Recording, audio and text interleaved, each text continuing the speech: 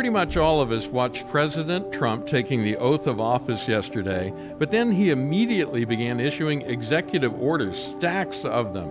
How will they impact your religious liberty? Hi, I'm Stuart Shepard, and this is First Liberty Live. We're coming to you live from our headquarters here in Texas, so hey, y'all. And we appreciate the fact that you like and share our videos. If you would, just especially if you're on YouTube, if you would click the follow button.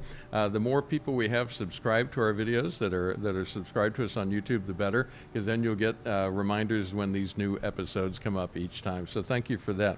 Our guest today is First Liberty President, CEO, and Chief Counsel, Kelly Shackelford. Hey, Kelly. Hey, Stuart. A lot going on around here. Yeah. I brought you on to talk about the executive orders, but today, not too many minutes before we came on the air, we got news from Ohio. Excuse me, about our client Chris Savelle. Yeah. So let's talk about that first. He was found guilty. Really, I mean, just bizarre that this would, I kind of feel like with the inauguration and all the new, we saw kind of the restoration of some common sense. Well, we're seeing the very opposite of that in Bryan, Ohio. Literally, they just declared a pastor a criminal for not locking the doors of his church when it's 4 degrees there. Yeah. And they gave him 60 days in jail. Pastor. They suspended it, but still. Yeah, but this is the sentence. 60 days in jail for a pastor in America. Now you'd say, well, they must have some justification. Yeah, he hasn't bought the fire suppression system. Oh, well, that's required in Bryan, Ohio. Not if you're a hotel where you sleep. Not if you're an apartment. That's just wrong. Not if you're a senior living facility. But if you're a church and you want to, let people in when they're freezing, you're now a criminal. This is outrageous, and it, we're going to keep fighting until we win. But it just shows you that there is some complete lack of common sense. This is a massive violation of the Constitution. You can't tell the hotels they don't have to get it, that the senior living facilities and the apartments don't have to get it, but the church has to get it. You can't do that. That's clear religious discrimination. They're really singling them out. I've been in touch with our attorney, Ryan Gardner, who's been in Ohio today with this case, and he says we shall appeal. I mean, that's absolutely going to happen. Well, the good news is, too, I mean, not only is the law on our side, once we get out of Podunkville, Ohio, to some real judges, but the Attorney General of the state of Ohio has joined us. He can't believe what's going on either. Yeah. And so we're just going to keep fighting. I would encourage people really pray for Chris and his wife Lisa and the people that they're serving, and just keep them in prayer, because this is about Chris, and it's been tough what he's been going through the last year. But this is really about every church, because we're seeing a wrath of these, and we need to start setting some precedents that make clear that this criminalizing compassion is not what the law says. And so Chris is kind of the pioneer in getting attacked, but he's an opportunity for some good precedent. So be praying for all of the legal matters, as well as just his own protection, his own spirits. It's difficult to be sentenced to go to jail. Yeah. You're a pastor. You like to get along with people. Well, none of us want that. I mean, that's ridiculous. But he can't be disobedient. I mean, the idea of especially right now, the idea of locking people, and it was below 1 degree earlier. I mean, this is crazy. It's safer to throw these people out on the streets when it's 0 degrees than it is for them to be inside. Where they're one door from outside. I've been in the church. Yeah, it's just one door. It's a simple building, one room, one door, where most of the activities take place anyway. It does not make any sense. That sets up this conversation well, because the work we have been doing for years now has to do a lot with government pushing religion, faith, churches down and restricting them, limiting them, keeping them from participating in a free society. And that began to change at the federal level yesterday in a very big way. Most of us were watching the inauguration, but yesterday evening I was watching the live stream because I'm a policy wonk. I can't help it. And here's President Trump at the Resolute desk in the Oval Office, and he's got literally a stack of executive orders this high and a bunch of pens. And the whole press gaggle is there, leaning forward as he's signing these things with their microphones out over top to pick up the audio. And two things that were interesting. One, that he's signing them on camera, all for everybody to see, but also they're hitting them with questions. And it's not usually with the press gaggle, they're peppering with questions. They're arguing, they're shouting over each other. No, this is like conversation, just hanging out with, our good friend Donald Trump. And they would ask a question, and he'd lift his pen for a second, answer the question, and then go on signing. And then he'd talk about the next one, and then they'd ask a question. He'd answer the question. This went on for more than an hour, to the point that the president finally said, "Hey, Peter Doocy, did President Biden ever do anything like this?" And Doocy said, "You mean just like this?" He said, "Yeah." He said, 0 times. It never happened that you would have that kind of conversation without someone pulling him out of the room. Right. As you look at the 4 years that we're just on day 2 of right now, what's your impression of how this is going to go compared to what we've been dealing with for the last 4 years? Well, I mean, the two obvious big things are, we clearly had a president who was not at full capacity. Everybody knows that. He was diminished, so much so that his own Justice Department said that he was so diminished in capacity that he would be incompetent to stand trial. Have mercy. That was our president. Now we have somebody who's, whether you like him or not, it's very sharp. Yeah. And then secondly, I think something about Donald Trump, President Donald Trump, that is obviously already being seen is he knows how to put on a show. Yeah. So he's gone around the country, held a lot of these rallies. Yesterday was unlike anything you'd ever seen. What president has had an Oval Office, signing of executive order after executive order? While taking questions. Yeah. I mean, this is unusual. It does excite me a little bit about 2026, which is going to be our 250th anniversary as a country. Yeah.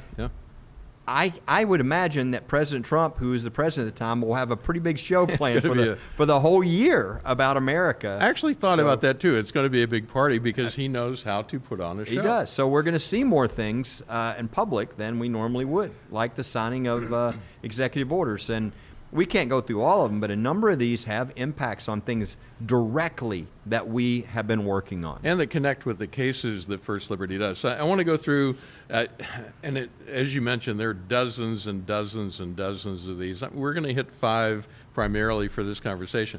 The first one is a rejection of Biden's establishment of the Presidential Commission on the Supreme Court of the United States, which brought in all these, I'm putting in air quotes, experts to talk about the Supreme Court and make recommendations for what we need to do. This says we're done with that. Why is that significant? Most of us haven't thought about that for years. Well, this is a rejection of what radicals were trying to do through the Biden administration, quote, reforming our U.S. Supreme Court. Yeah. I mean, there's no evidence of anything of why you would need to reform. Reform is when there's been something that has gone wrong. The only thing that's gone wrong is decisions have come down that, extreme left-wing people don't like. Yeah. And that's not a reason to change the structure of the court, add 5 or 10 justices. Limit their tenure? Yeah, all these things that they're proposing that are pretty much all unconstitutional. And the ones that weren't unconstitutional were horribly damaging to our country if we ever did that. Thankfully, the American people rejected this. When we did our polling, they rejected it. And now the president has said, that's over. So that's a very good thing for our country. Our courts, our rule of law are key to our country. I think we've seen that take some pretty big hits because of these attacks on the court. And even, the abuse of pardoning that occurred at the end, pardoning family members, pardoning whole swaths of people because you don't like, the death penalty, or you don't. It usually was based upon an individual, and I think we're seeing a lot of attacks on the rule of law. But it's good that we've set this aside, that we can respect the fact that we are a constitutional republic. We're not a democracy. Yeah. A constitutional republic, and the rule of law is key. And hopefully we can get back to that. We can make sure, and we're going to be working on this, make sure we get great judges on the court. As probably another 150 will be appointed by the new administration. We're going to be working very hard on that. Let's take a moment and talk about two aspects of what you were just bringing up. One is, and this is for our supporters, the people that contribute to First Liberty, it's important for you to know we were actively involved in pushing back against these efforts to reform the Supreme Court. We were the lead group. Nobody else was leading the defense of our courts, of the rule of law, the independence of the judiciary. We spent millions of dollars making sure that we didn't lose something that's really, really precious to our country. And then going forward, we're going to be very active when it comes to vetting people who are nominated to positions on the federal courts. How does that work? Well, I mean, you've got probably 150 seats that'll be open. So a number are already open, I think 40 something. Yeah. But then people will retire now. There are a number of Republican judges that now that there's a Republican president will say, this is a good time for me to step down. And, every time there's one of those, there might be 5 or 6 lawyers being looked at for that position. Well, who do you pick? Mm-hmm. Well, you need to do the research to really find everything out you can, because these are lifetime appointments. And, we know how to do that. We've kind of got an approach where we've got more data on the judge choices than anybody in the country, and we've got it's very in-depth. Yeah. And so we know, we know because we've been talking to the Judiciary Committee for 8 years, they really value the information, and we can really help make sure they pick solid constitutional judges that will be on there when my grandkids' kids walk into court. And what was interesting to me as we got into this process a few years ago is they didn't have data to work with, so they just say, well, he seems like a good guy, and so-and-so knows him. Known him for years. But our folks came in and said, here's a notebook, and you flip to the page, and suddenly they were coming to us saying, what about this guy? What about this woman? What about... I mean, especially some of these people have written a lot, and people hadn't read what they wrote. Yeah. Well, that's kind of basic. You just got to do your homework. I mean, when somebody's 50 years old, which is 48, I think, was Trump's average age, but 50's pretty typical. You can pretty much tell where they are, and whether they're a person who has the fortitude to issue the decision that is right, that is what the law says, even when you're pressured politically to do otherwise. Those are really important. You got to have good judges who can come under assault for doing the right thing. And you've got to make sure that you have people that aren't going to be swayed by the cocktail crowd in D.C. and all of that. So all of those things are important when you're picking judges. And, fortunately now we can go back to picking excellent judges. This is why they got mad and wanted to destroy the court, is because a number of judges were put on the court under the Trump administration who actually wanted to just follow whatever the law said. And that began to change some of the activist decisions that had been laid down decades earlier, and people were mad about that. We've been overturning precedents that have been up for 30, 50 years. Yeah, and if you want to do those things as policy, then pass them. But don't ask 5 people in a back room to create some law that's not in the Constitution or not in a statute because it's something you want. That's not a proper way to do it. And that's what the court is doing. It's returning the power to the people, unless it's in the Constitution or a federal statute, and if it is, they're going to enforce it. Another aspect of this, I don't want to name names here, but if you look at the advice that we were giving to the committee as they were considering various nominees, when the people that we gave advice on ended up on the courts, they've pretty much been ringing true to the analysis that we gave them in the background. That's so important to this process to see that, it actually works out that way. Yeah, it's very predictive. I mean, again, when people aren't going to turn over a new leaf when they're 50, you can pretty much tell who they are, what their judicial philosophy is, what they will do on the court. And by that, I don't mean the results of every case. I mean, nobody knows that. But you can certainly tell what is going to be their approach. For 80 years, we lacked having a majority of justices who thought their job was to find the original meaning of the text. And most people are shocked by that, but we didn't have that for about 80 years. Yeah. We now have a majority of that on the Supreme Court. You might not like what they determine is the original meaning of the text, but they're actually trying to find that out. Yeah.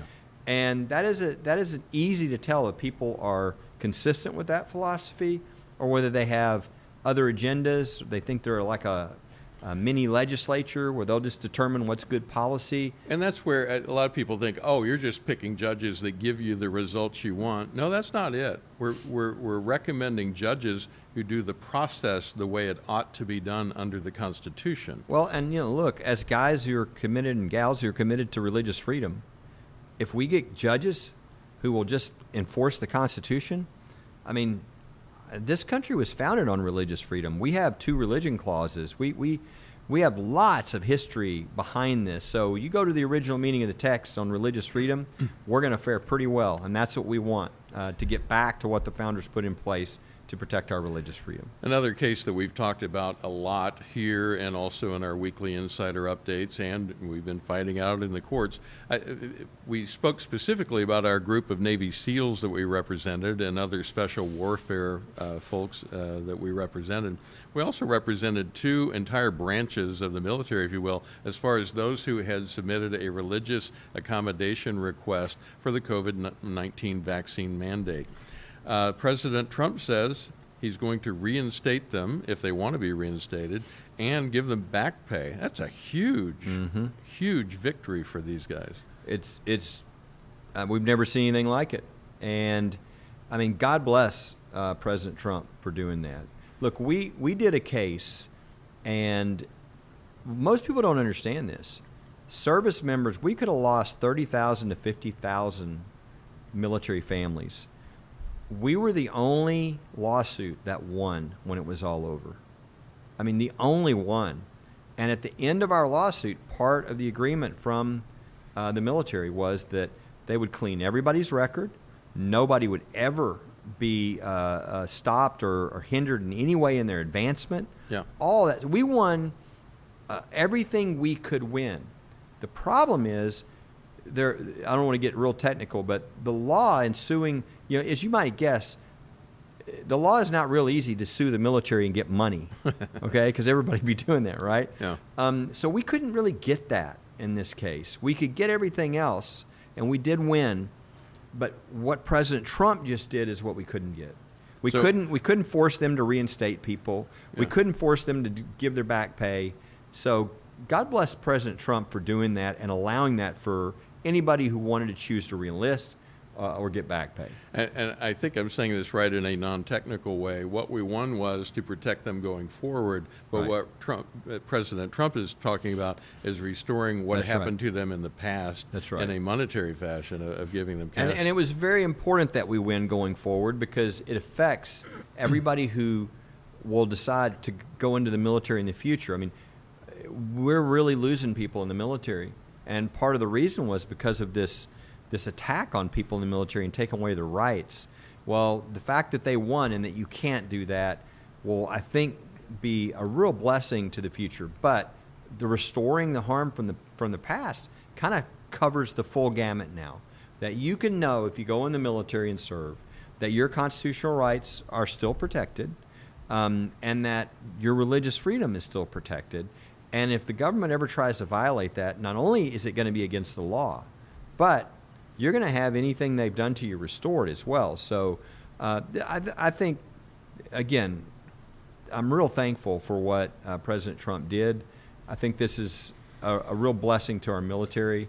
And let's hope we never have this type of abuse of law. I mean, we won the case because it was clear they violated the law.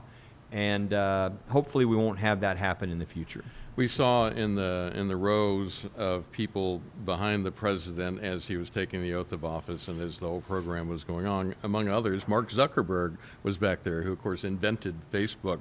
And he's done interviews in recent weeks where he talked about the White House calling up Facebook and screaming at them, this is his words, screaming at them over the phone to take posts down that they thought were, I'm putting in air quotes again, misinformation, because it didn't follow the line that the White House wanted to put out there. President Trump signed an executive order restoring freedom of speech and ending federal censorship, and it basically affirms, it sounds stupid to say it out loud, that the policy of the United States is to protect free speech. I thought that was the policy from the beginning, but apparently it's gotten to a place where that's not the case. This is really sad. I thought one of the worst things our Supreme Court has done in recent years was to take a pass on that case where it was very clear the evidence was in that the Biden administration had threatened the social media companies. Yep. And for the Supreme Court to say, well, even though they threatened them and even though they censored people, we can't really prove that they wouldn't have censored them even if they weren't threatened. What a bizarre, I mean, we should have clear, strong rulings by the Supreme Court and all courts that the government cannot pressure private citizens or companies to say what they want them to say. I mean, that should be basic. That's protected by the Constitution. Because the Supreme Court didn't do its job there, we're having to have politicians say, hey, we protect free speech. It's sad that this is even necessary. I hope that we can get future Supreme Court decisions that make clear it's not okay for government agencies to threaten private companies because of what they're expressing and to tell them, you take that down or you say something different. I mean, now we've got a case right now that we're hoping the new administration will now see where the Department of Defense is doing this to Kenny Vaughn in Shields of Strength. I mean, he's just providing dog tags for people to have scripture verses. Right. And they're trying to ban his free speech. Nobody's required to have these. It's just what people want. But they're trying to ban it. I'm hopeful that under this new administration, that lawsuit that we've been having to fight for years is about to be over. And it's currently active even as we're here. I mean, they're going through the process right now. The fourth one I'd like to ask you about as we move along here is ending the weaponization of the federal government. This has to do with filing lawsuits, finding other ways to go after very specific, almost always conservative groups, people, individuals, who are, and I'm using a quote here, perceived political opponents, including all the way down to parents who are speaking out at school board meetings. Yeah. Well, I mean, we're used to hearing about their lawfare, as the common language is, going against Donald Trump. We're talking about parents at a local school board meeting and the federal government saying, no. Yep. I mean, we had the FBI investigating Catholics. Yeah. We had sneaking in to investigate them. And we had a guy who was outside an abortion clinic have a SWAT team burst into his house in front of his children. You talk about trauma. And then they forced him to trial, at which he massively defeated the Department of Justice. This is abusive. It's not something, I'm old enough where I remember back, and I would say it goes back even to right before the Obama administration, where the Department of Justice there's a political part that's at the very top of the Department of Justice. The Attorney General, the head of civil rights, all these people, they're political appointees. Yeah. And you expected them to push the policies, but underneath them, all the way across, are what's called career people. Career people are there no matter what administration, and guess what they always did? No matter what the policy was, they were going to follow the law. And we really started to lose that under the Obama administration when they said, well, we're not going to defend that law. Yeah. Well, you can't really do that. And so we started to lose. I remember that with the Defense of Marriage Act. They said, we're not going to defend it anymore. Yeah, and the Congress itself had to defend it. That's really dangerous. And we've seen it go so far as to now it's being weaponized against citizens. And this should never happen. I think this is one of the things that many Americans are looking at and hoping that this newest administration can get control of the DOJ, the FBI, all these agencies who were being weaponized for political purposes. This is very important, and it'll affect a number of our cases, obviously, because a lot of this is being weaponized against religious individuals, religious groups, religious speech. This is over. So that's a great start to the new term. The last one, which is a broad topic, but it really hits items that we care about. You reversed dozens of Biden-era executive orders that we put under the wokeness, the woke ideology heading. Everything from gender ideology to DEI initiatives and all that. And he said in so many words, which I appreciated, the federal government will consider a man to be a man and a woman to be a woman. Yes. And I'm like, I can't believe we're having this conversation. Yes. But here we are. But this has dramatic effects on religious liberty. When you as the government can say, hey, we're not going to let anybody participate in fostering children or in, all these government agencies if you're discriminatory. And by that they mean you don't accept the government orthodoxy on this crazy Exactly. wokeness. When most religious groups have beliefs about male and female and transgenderism and these type of things. Yeah. What they were really doing, it's called wokeness, but really it's a religion. We have these beliefs, Yep. these doctrines, and if you churches or you religious organizations or you Jewish synagogue, if you don't drop your religious beliefs and accept ours, we will punish you. That's over. And thank goodness. I mean, it's wrong. It's also unconstitutional. Some of these things were gotten to. I mean, a number of there were early court decisions to strike these things down. Yeah. But now that won't be necessary because they will be over. I mean, I have a stack. Somebody collected every department, every agency that had one of these, and it was one line for each one, and it was probably 20 pages that have been laid in, and all these are being dismantled. So it's an important thing for restoring freedom, restoring religious freedom, just ending these sort of woke attacks. Not surprisingly, I heard a radio news report over my lunch break today. The lawsuits are already beginning to try to push back against some of the initiatives, some of the executive orders, rather, that he signed yesterday. We know that's going to be part of the process. Sure. Nobody's shocked at that. Yeah. But it's just so annoying. If I could just say it that way. Why not just let him lead and bring the country back to where it ought to be? Anything else you want that stood out to you as far as the stack of orders? Everybody's on seeing this? all the others. I mean, there's so many of them. Yeah. I mean, the overwhelming. freeing up of energy and drilling. I mean, the 51 people whose security clearances just got revoked, who lied about the Hunter Biden laptop. I mean, there's a lot of these little things that people are noticed, but and there's a huge number of these and more executive. I don't know if anybody has done a list, but it's got to be the most executive orders I've wondered in the first 24 hours at least. First half day. Yeah, I mean it was so before midnight. It's and I think there's a lot coming. So this is, but I we just hit, the very tip of how this affects religious freedom. It goes much more in depth. As I said, you could go page after page after page of things that were coming against religious freedom that have now been removed. And so now let's advance religious freedom. Instead of it being on defense, let's go on offense. Let's put things in place. Yeah. Let's put judges on the court who are going to respect religious freedom.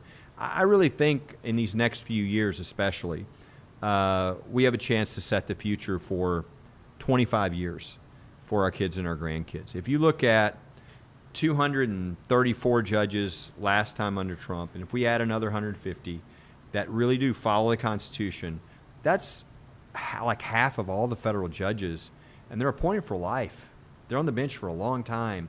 So that would really solidify things with regard to religious freedom and give us the ability to protect those things and really advance religious freedom for years to come. Very good. Kelly, thank you so much. That was very insightful, very helpful to understand Thank you, sir. what we saw yesterday. It's a flood. It's going to keep going, and we'll try to keep you apprised of it best we can here as we talk about these things. If you want to see America's religious heritage defended in the public square, if you want to see real results in the real world, well, that's what we do. So we invite you to join with us by clicking the big red Give button up at the top of the page at firstlibertylive.com. First Liberty,